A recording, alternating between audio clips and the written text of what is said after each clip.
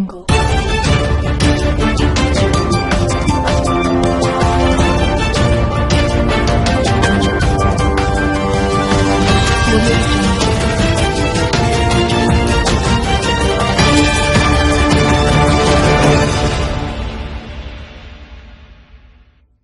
With us this week is a new guest to the show. He is author of a 2007 book called Gold Trading Boot Camp. He's the purveyor of WeldonOnline.com and a financial veteran with over 3 decades experience. Mr. Greg Welton, thank you for taking the time to come and speak with me and our listeners. My pleasure, James. So, Greg, I just wanted to give a brief introduction, if you wouldn't mind taking us down that road to kind of go back in time, kind of how you got involved in the financial industry and what that was like. Well, it's interesting because it's a good question. Wow. Okay, so yeah, we go way back, man. 34 years. Okay, I was out of college, went to Colgate University, studied English literature. What are you really going to do with that? So I didn't know what I was going to do, and it was per chance. Okay, and I was visiting a friend of mine from high school. It was his birthday, and he worked on the floor of the Comex as a clerk in the gold pit, right? Mhm. So I go down on a Friday, maybe 15 minutes. He's like, you got to come down here and check it out. Come like 15 minutes before the market closes. I did. I'm like, holy mackerel.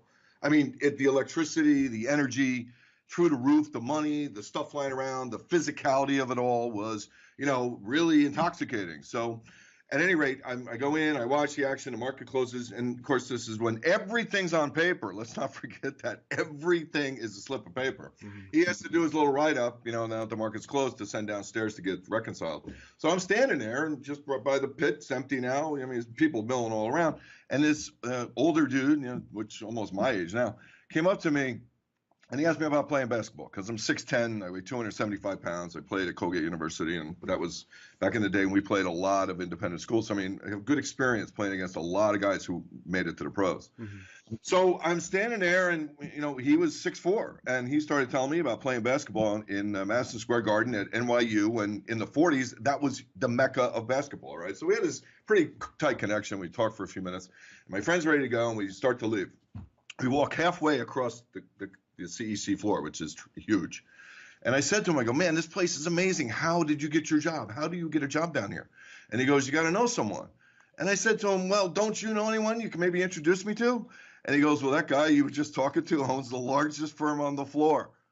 I did a foot plant, change your life moment, turned around and went back and asked him to hire me. And he literally hired me on the spot. Because at 6'10" and 275, I could stand there and pass paper over people's heads and see over people's heads. And, so trial by fire, because I knew nothing. And they stuck me right in the middle of it all. Yeah. Like jumping over, a whole bunch of other people that worked in this firm. And it was like, oh, my God, trial by fire. But, part of the point, too, is I would never have that opportunity now. Hmm. Yeah, I mean, I've heard just through rumor that a lot of times people would hire, former athletes in the pits back when they were old Absolutely. on the paper because big guys, had a better chance of handing out paper, et cetera, and doing the point jobs that you were describing in your book. Yeah, it was a totally inappropriate place. I mean, beyond what that would ever mean now, too. It's incredible to think back, too. Very few women worked there because it was brutal. I mean, these guys were like, the masters of the universe kind. And, I got along with everybody because I'm just, who's going to mess with the 6'10", 275 guy? So I'm just a gentle giant. I never got any problems. But, man, I saw some vicious fist fights and, a lot of pushing and shoving. And all right, so I'll extend this story further. Not that this is what we want to talk about, but you can edit this out if you want. Sure. This was Friday afternoon. The guy hires me, and I'm like, I called my job. I was working in telecommunications, the wave of the future, and I hated it. And I called my job and I quit from that same moment, from that booth. I'm like, this is going to be my future. So I came in Monday. Stanley's there. Stanley Bell was his name. Bell, it was one of the biggest firms on the floor. And he takes me the first day, Monday. Next Monday, I come in and he takes me aside. We watch the market open. He's explaining to me the phones, were overseas banks, and you got ARB to Chicago. I mean, all these things were big back then. There were a lot of inefficiencies in the market you could take advantage of. But he just showed me who the players were, what the action was, and my question to him is, but what determines the price of gold? That was my first question. What is it that makes gold worth 320 or 460 or? So we had that discussion, which was interesting. Hmm. And he takes me for, breakfast at 11 o'clock to the members' dining room. We sat down and he said something to me that links back to your professional athlete. He says there's 3 ways to make a lot of money in the U.S. to be, a Hollywood movie star, professional athlete, or work here in this business right here, and it was the place to make the most money, as quickly as you might potentially make it. Was a place like this. So he then says to me, this is 11:30. He goes, okay, you've had enough for your first day. Go home.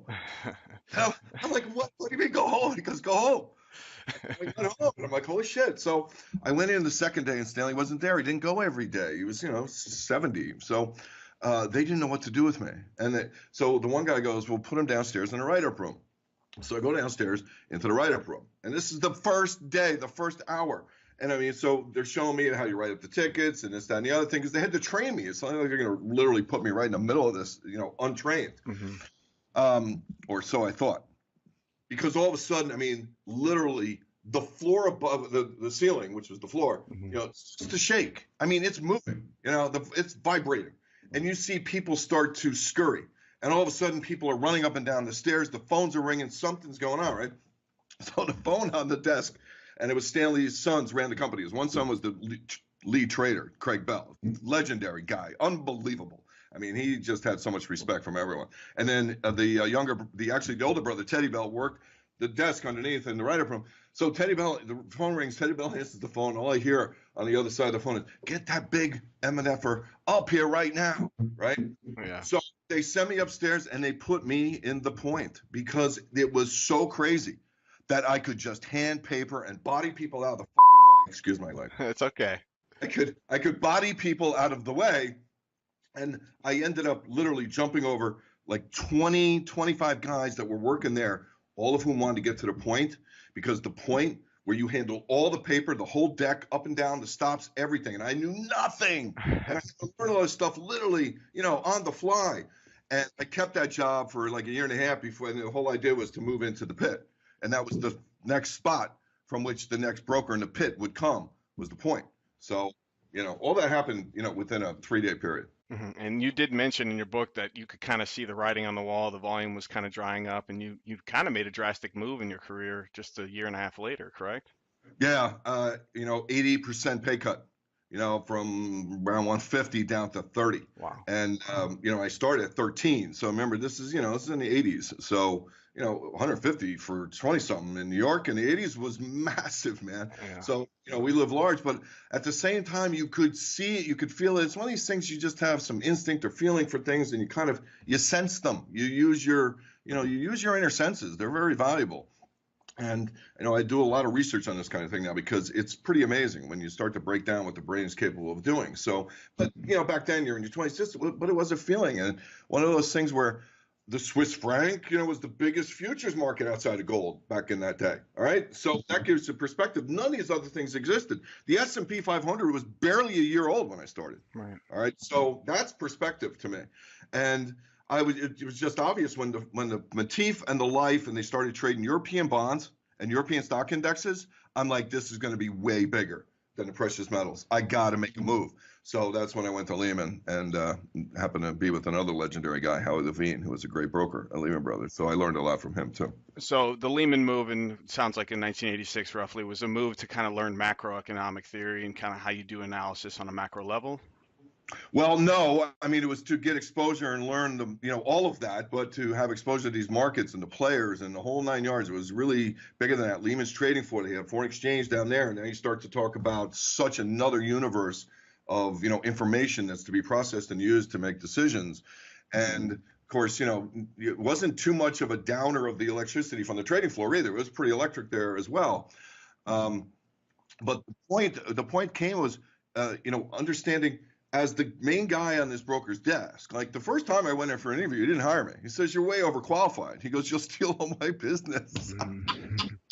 And he says, and I mean, this is going to be sexist, but he says, he hires women because women will do a great job for him. And then, he hires married women to go out to get pregnant at a certain age, and he doesn't feel the threat to his business. Right. All right. So, understanding how ridiculous that sounds. All right. But this is why he didn't hire me the first time. And then like a month later, he called me and goes, okay, you got it, because whoever he had hired had not worked out. But I went into a situation where it was a whole nother trial by fire because his customers were big. They were Commodity Corp. All right. Michael Marcus. I mean, Ed Secoda. I mean, these big names that I got to know too. So that's a big part of my development is I probably worked with half a dozen of the Hall of Fame greatest traders of all time. Louis Bacon, Ed Secoda. I mean, the guys I'm talking about here. So in that context, I didn't know soybeans. I sit down and the phone rings and this huge guy. The guy has a huge position. He's a big trader at Commodity Corp. Grenville Craig or somebody like that. And he's like, "What the hell is going on in soybeans? I got to know." So I had to learn all these markets, and I had to know exactly what was happening day by day in all these markets. It was an unbelievable, over-the-top education. And to me, that's why I believe now to this day that everything matters. I mean, you got to find all the little things and dig deep and then connect all the dots and then try to have some vision as to what might happen. You play out various scenarios in your head, and then when one of them starts to play out, you kind of recognize it because you've thought about it already and you kind of know what you're prepared to do in that situation. So, Yeah. all that, in terms of the macro and the risk management, that was all Louis Bacon when I worked at More Capital. And that's when I went off on my own after that. So just a question about, obviously this experience that you had in the 1980s, it's definitely applicable to today, but obviously the markets are a lot different in the sense that, we're not working on paper and we're not in pits physically as they were back then. What are the similarities or glaring differences that you see maybe between now and versus then? Well, straight up human psychology. I mean, this is something that hopefully is evolving, but doesn't really seem to change. All right. So the evolution is probably such a much longer term thing that in one lifetime, you can't expect to see too much change in human psychology, pure behavior. And, all the things that are associated with why you can have a set of rules that are proven to work and potentially not be able to follow them. Mm-hmm.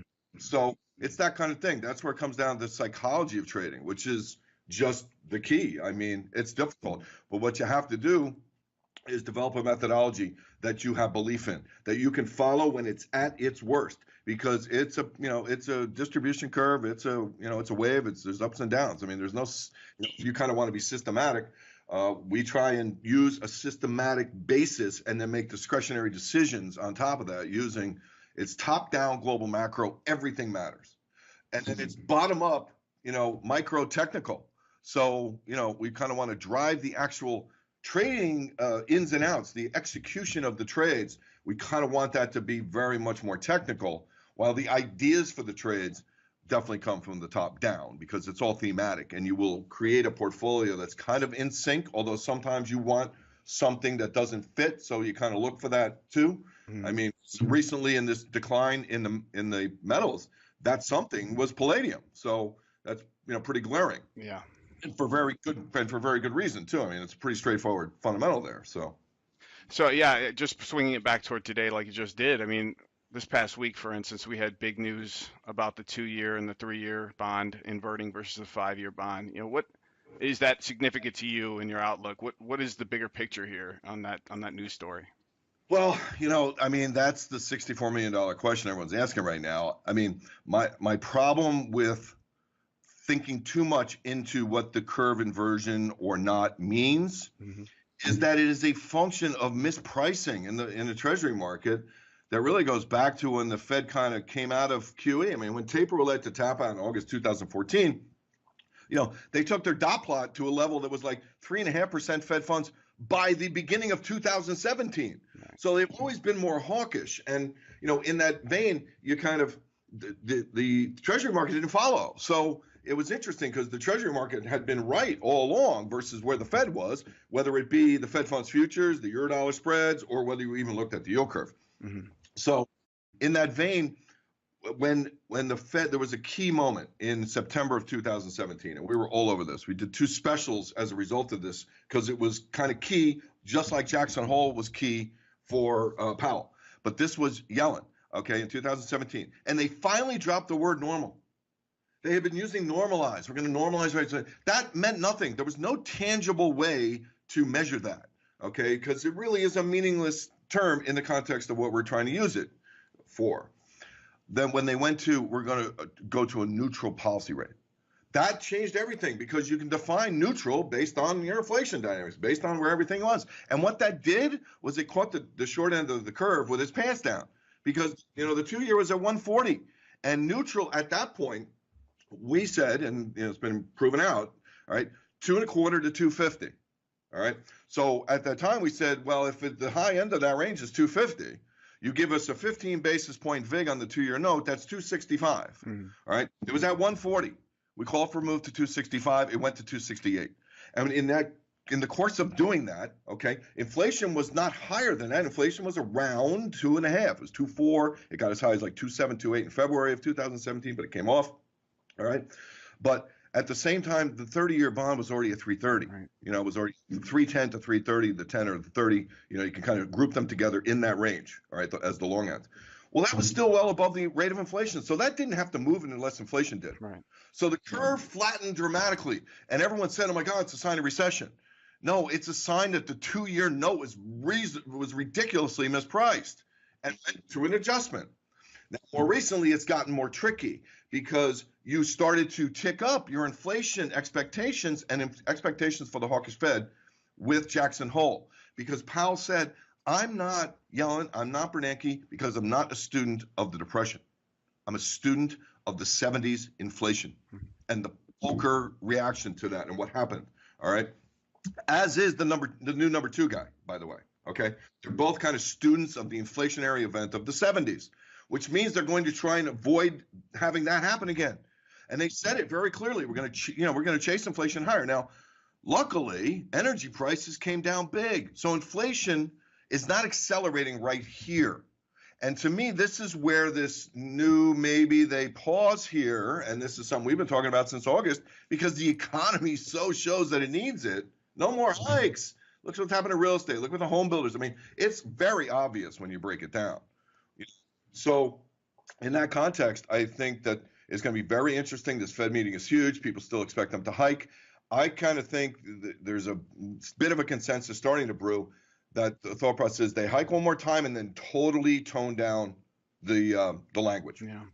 That seems likely because that takes them a little higher than where they are. The problem is, I mean, where they are right now at 2.25 as the top end, you could justify going to 2.5, and then you totally neutral right here.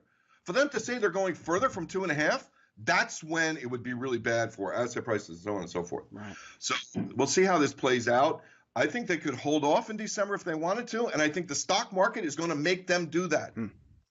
Speaking of the stock market, I mean, I've seen some of your videos that you've recently talked about, growing consumer debt loads in the United States, and obviously, we're a consumer society, and if the consumer starts getting tapped out, that's a big problem. I wonder if you think that the top is in for the U.S. equity markets on a nominal basis, and what's your outlook on the go forward for that? There's 2 tangents of thought. One is, let me deal with the second one first, in my opinion, anyway. So when you talk about the consumer, all right, I mean, your first part of the question, when you talk about the consumer, yeah, tapped out. I mean, the creation of debt held by the consumer since the Fed went to tap out, okay, you trace it back to August of 2014. You had 39 consecutive months in that period where the 12-month accumulated rate was of growth was over $200 billion. 39 months. There has only been one other month in history where that had ever happened. Now, I understand the comeback on that is, well, the nominal number is higher. It is, no doubt about that. It doesn't explain the enormity of this increase at all. That math falls way short of suggesting, like you might with China, where GDP keeps growing and people say, well, the growth rate's slowing, where it really doesn't matter because every quarter is a record high in Chinese GDP. All right. And the nominal numbers are so high, you're not going to get the same rate of change. That's not true here in terms of consumer debt. So this is an unprecedented increase. And what's happened more recently, and this is where I've said since August, the Fed is going to face a fork in the road where it's inflation or the consumer. And if they keep chasing inflation higher, they're going to bring the consumer down. And it's going to bring the stock market down. And when even the September, I said this in August, even the September hike is probably too much. And the reason is you're close enough to neutral, but the consumer is now paying on a monthly basis $350 billion at an average rate of 16.6 to just float their credit card debt. Right. $150 billion is about $50 billion higher than the high prior to the breakdown in 2007 and 8. All right. It is a record high. And when you compare it to retail sales, it's over 2/3 of what retail sales is. At some point, that math doesn't work without crowding out discretionary spending. So again, thank God energy's come down. It might give this might extend the timeline for the consumer. I mean, things change. That's why you got to do this all the time. So that is a bit of a new factor coming in, but it doesn't mitigate the amount of money by far when you break down retail sales of gasoline. Which, by the way, we can talk about that because the proportion of the growth in retail sales that is still linked to gasoline sales is too large. I mean, again, that could just, my point here is that even if you get some break from lower gasoline prices, it's kind of just reducing what is already an imbalance against the consumer. Right. So it might provide some relief, but it's not like a boon like it might otherwise be. It's not a tax cut decline in energy, not yet. I mean, you go further, it would be. Nor is it a correction or even a drawdown, of course. It's just it's a temporary, reprieve, I suppose. Oh, well, you can make that case. I mean, we could talk oil prices, for another hour. Yeah, of course. No, I've seen you talk about this. I mean, like on the longer run, when you look at central banks, when they look down the rabbit hole, they obviously we have so much debt, obviously, in the globe, almost 250 trillion when you add up all the various debts around the world. It's record levels, and then you look at the U.S. federal debt. Obviously, it's going to hit 22 trillion pretty soon. Then the unfunded liability pile, it's multi-hundred trillion if you take Dr. Kotlakoff's word of it, in net present value. So, I mean, you've talked about release valves. What is the release valve here? Is it the U.S. dollar? Is that ultimately what we're looking at, where the U.S. dollar, maybe it strengthens in the short to medium term, possibly, but ultimately, is that the release valve for this? Yeah, it is. It's the relief valve, and I mean, and the reason it's the relief valve is because it always is the relief valve. I mean, yeah. But that juxtaposes you against gold, and that's kind of our bullish case for gold here too. But let's back up, and kind of what's interesting to me is examine why right now it's the only relief valve of any significance. All right, and when you talk about debt, that ties in perfectly to take us to Europe, all right, where the debt is growing, where you have a situation in Spain that is totally really undervalued for its risk factor, in the sense that socialists have been controlling the country now since June. I mean, it was overshadowed by the Italian elections, but it was equally disjointing to Europe to see the socialists take over Spain, especially because the socialists, to take power, had to include the Basque Party and the Catalonian separatists. Right. So the bottom line is both Spain and Italy, the two real powder kegs of debt, all right, have now gone into a fractured political state, meaning fractured in the country and fractured in terms of a potential separation from Europe, at a time when the ECB is petrified to even take rates to a less negative place. Holy mackerel! What does that tell us about what the banks could be? I mean, oh my God! You want to talk about debt? I mean, Mario Draghi went from being Super Mario, okay, when his call will do everything to save the euro, to right now his legacy is going to be scrutinized. And I respect him. This is not a knock on him, but the ECB should have raised rates when they had an opportunity, which was probably really earlier this year, when you had strong GDP growth. Spain was cooking, Germany was cooking, Czech Republic was cooking. All the offshoots from the German export juggernaut were cooking. Poland, Hungary, and the Czech Republic. All right. And they had an opportunity. Inflation was high. I mean, above 2%. They had an opportunity to take rates to zero. That's all they had to do, and they didn't. What are they going to do now? Mm-hmm. What are they going to do now? Are they going to say, we'll keep buying bonds past the end of December? Do you think that's going to have an impact? I don't think so. And when you start to talk about where is the market structured, okay, the 2-year Schatz yield in Germany is minus 75 basis points, which is below the minus 40 basis point official policy rate by 35 basis points, and on a real basis is more than 300 basis points negative. Mm-hmm. To me, that's physics saying you can't stretch this much more.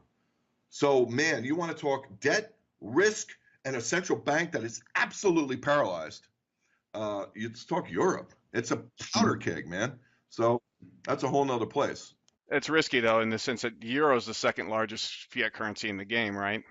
Well, that's half the point. I mean, if all of a sudden you're using the dollar as your relief valve, but no one wants to hold the euro, Right, what right. are you going to hold? Hello. That's why we're bullish on gold. Yeah. So turning to gold, would you mind giving us your current downside risk versus, upside, maybe medium term, even in the long term, I suppose? Well, I mean, the downside risk here is now significant. And it's not that it's significant in the sense of what you might think that to mean. It's significant in the sense that if you break from here, it's a failure, which means you probably go all the way to dip below 900. Mhm. All right. You might not have said that a few weeks ago when you were 1160. You could see it dip to 1050 and holding. I think if you were to break that level now, 1160, that would be such a technical break and such a failure again in what has become the perfect setup again. You've been here once before and it didn't work, but that's okay because the dollar wasn't ready. And we actually said earlier this year in February, I don't want to sell the dollar at 88. I want to sell the dollar at 96. And that's what we got. That's the opportunity. We've been presented this opportunity here. So we've been patient. That's required always. And in this sense, the setup from a technical structure perspective on gold specifically, all right, above 1265 gets you to 1365.75, which is a massive secular multi-decade bull market breakout level. So if you get a kind of rally up in here a little bit and then fall back below 1160, then your downside's 890. Yeah. So, but your upside's new highs if this plays out, in 3 to 5 years. Now, that gets back to what's the same, what's different. And the very first question you had, or the first comment you had, was about 2007 and the book. So in the book, I wrote, you are facing a consumer, real estate, mortgage, whole nine yards. We wrote the book in 2006. It finally got published early 2007. So either way, well ahead of the curve. And specifically said, and I remember going on CNBC, all right, on Squawk Box, and it was to promote the book. And, they asked me questions and said, well, you're facing such an issue of debt with the consumer when it comes to mortgages and how they're over leveraged and the whole nine yards. They borrowed against the unrealized paper profits in an asset they thought the price of which would never go down.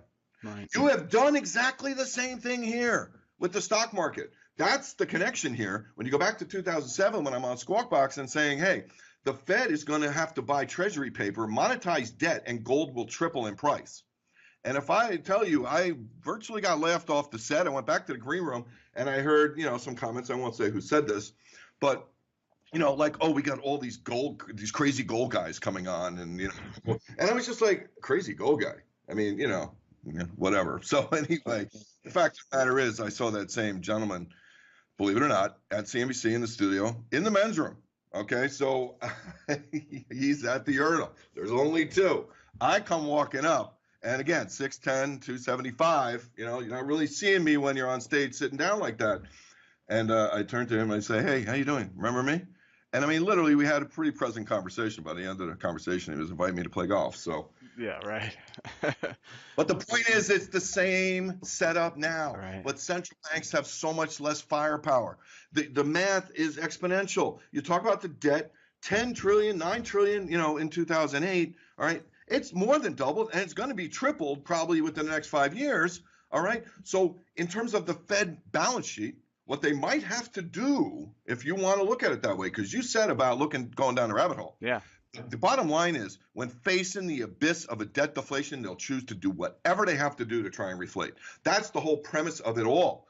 The question is, when does it stop working? It's like the 1969 thing where it was the Vietnam War protest, and the flower child with the bandana and was putting the flower in the guy's gun. All right, and it was, what if they gave a war and nobody came?